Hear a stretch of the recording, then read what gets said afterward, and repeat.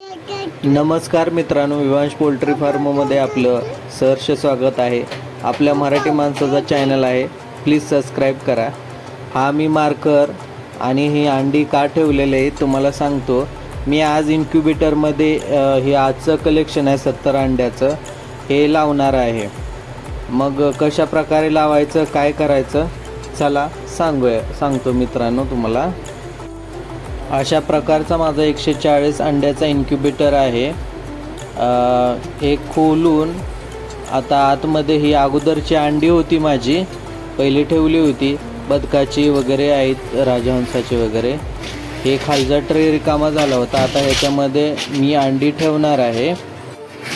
मित्रांनो, 18 दिवसानंतर आपल्याला एक टर्निंग बंद करायचं आहे. त्यासाठी आपल्याला अंड्यावरती प्रत्येक अंड्याची तारीख टाकणं गरजेचं आहे, जेणेकरून 18 दिवसानंतर अंडे आपल्याला ओळखता यावी कोणत्या तारखेला ठेवलेली आहेत म्हणून.